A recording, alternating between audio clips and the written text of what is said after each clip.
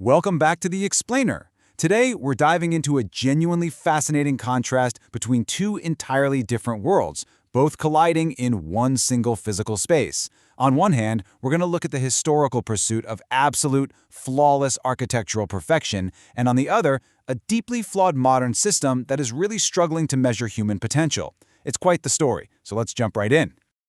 Think about this for a second. What could an 18th century astronomical observatory possibly have in common with a modern youth revolution unfolding right now in the streets of New Delhi? I know, it sounds like the setup to a really strange riddle. But the answer actually lies in a shared physical location and a surprisingly similar thematic journey. This desperate human need to accurately measure the world around us. Today, we're going to connect the stars in the sky to the protests on the streets. Section 1. The Architecture of Accuracy. Jai Singh II and the Quest for Flawless Measurement. Picture this, it's the 1720s, and Maharaja Jai Singh II is on a quest to measure the cosmos with absolute, unprecedented precision. To pull this off, he realized he had to completely change how things were done. Before Jai Singh, astronomers mostly relied on these small brass instruments. But, brass warps in the heat, and their small size severely limits how finely you can measure anything. So Jai Singh's brilliant solution? Go massive. He completely ditched the standard brass tools and built enormous structures out of solid stone and masonry. This simple but radical shift brought a level of permanence and precision that honestly remains unmatched even today. And that brings us to the absolute crown jewel of his creations, the Samrat Yantra, or the Great Instrument. This is literally the largest sundial in the entire world. Just imagine standing next to this thing. It has a 73-foot high gnomon, which is the triangular part that casts the shadow, and these sweeping 45-foot marble quadrants. When you're there, you aren't just looking at a scientific tool, you are completely enveloped in a space that is both stunningly beautiful and rigorously mathematical. But here is the truly mind-blowing part, the sheer accuracy this massive scale unlocked. The Samrat Yantra doesn't just tell you if it's morning or afternoon. Because it's so huge, the shadow visibly moves, physically sweeping across the marble scale in real time. It can measure time down to an astonishing 2-second interval. Now, there was a tiny catch. The sun is a disk, right? Not a single point. So it casts a slightly blurry edge on the shadow, which is called a penumbra. Well, Jai Singh's astronomers fixed this by simply holding a taut string just above the surface to negate that blur. By doing that, they achieved a jaw-dropping precision of plus or minus 3 seconds. Moving on to Section 2, a broken system of measurement, from the stars down to the students. Let's fast forward to today. That exact same observatory, Jantar Mantar in New Delhi, is no longer just a quiet place for stargazing. It has become the epicenter of a massive protest. And the scale of this modern challenge is staggering. We are talking about over 24 million students. Take the highly competitive NEET exam for medical colleges, for example. Young people are studying for years, often living away from home under incredibly tough financial conditions, desperately trying to prove their merit, only to find out that the very metric they're being judged by is completely corrupted. And to see what that corruption looks like, we just have to look at a massive statistical anomaly from the 2024 NEET exam. 67 students scored a perfect 100%. That's 720 out of 720 marks. To put that into perspective for you, the year before, only 2 students achieved a perfect score. This massive, totally unprecedented spike instantly exposed severe systemic irregularities and controversies over grace marks, and it completely unraveled the public's trust in the institution. It turns out police have uncovered a sprawling paper leak mafia, and their methods are wild and vary from state to state. In Assam, the exam papers were being distributed on WhatsApp literal seconds after the test started. In Madhya Pradesh, they straight up hacked the exam server located in Mumbai. Over in Rajasthan, physical papers were stolen directly from government offices. And in Uttar Pradesh, the mafia conspired with the actual transport corporation that was hired to securely deliver the printed tests. These leaked papers are sometimes sold on Telegram for as little as 500 rupees. The entire system of measurement is just completely compromised. Which brings us to Section 3. The cockroach movement arises. A satirical uprising takes hold. So how do people react when a system fails them this relentlessly? Well, they organize, but the way it happened here is highly unconventional. The movement's name actually stems from this bizarre offhand remark made by the Chief Justice during an unrelated hearing where he made a comparison involving some unemployed youth and cockroaches. Now, he later clarified the context, but the youth completely embraced the term.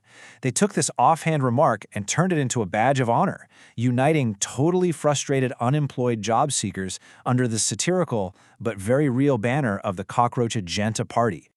The escalation of this crisis happened incredibly fast in 2026.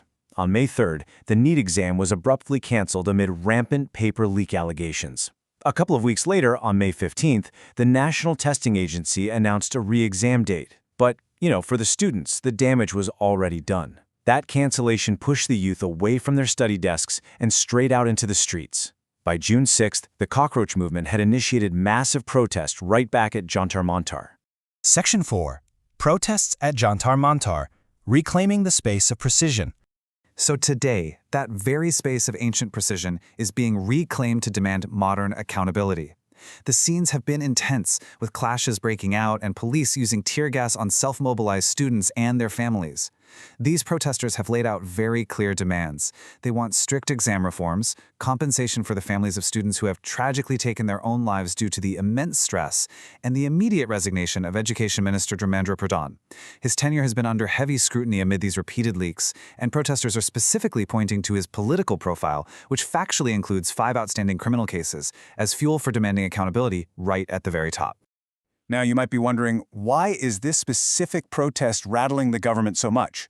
According to a really interesting analysis by the Kathmandu Post, there are 7 key reasons. First, it's a direct indictment of the highest levels of governance. Second, these are entirely self-mobilized youth, not rented political crowds busting for the day. Crucially, it cuts right across religion and caste, defying the usual identity-based demonization. It's also seen as a revolt against the failure of democratic safety valves like the courts and media. The demand for accountability here is completely unyielding, which has left the government appearing stunned and exposed. And ultimately, it shatters the manufactured industry of fear. Regular citizens just aren't afraid to collectively reclaim their voice anymore.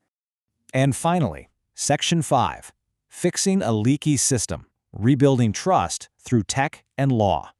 So, the big question is, how on earth does India fix a system that is leaking this badly and actually restore academic integrity? The good news is, solutions do exist. It starts with the law. To dismantle this paper leak mafia, the government enacted the Public Examination Act of 2024. And they are not messing around. The penalties are steep and non-bailable. Getting caught simply cheating can land you 3 years in jail plus a 10 lakh rupee fine.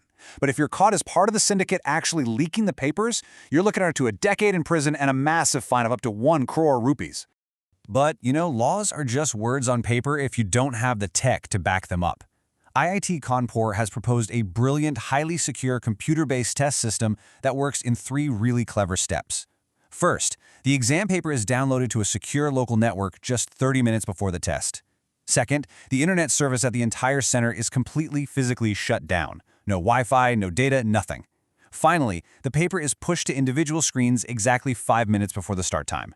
This system has actually been used for 5 years in other exams and has had 0 leaks. It's a total game changer. But ultimately, experts say this requires holistic institutional reform. We kind of need to bring this whole theme of perfection full circle. Organizations like the UPSC in India have been conducting massive high-stakes exams for decades without a single paper ever leaking. They operate on a model of absolute institutional integrity. The blueprint is literally right there. The technology exists, the legal framework is now in place, and flawless administrative models are right next door. Which leaves us with this final burning thought. 300 years ago, Jai Singh looked at flawed, inaccurate brass instruments and decided he was going to build massive, unshakable stone monuments just to find the truth in the stars. Today, millions of students are standing in the shadows of those exact same monuments, demanding that their own merit be measured with that exact same unwavering integrity. So, when the systems designed to measure our merit completely fail us, how do we rebuild that trust? It's a massive question, and it's one the youth of India are forcing the entire world to answer. Thank you so much for joining me in this explainer. Keep asking the big questions and keep learning.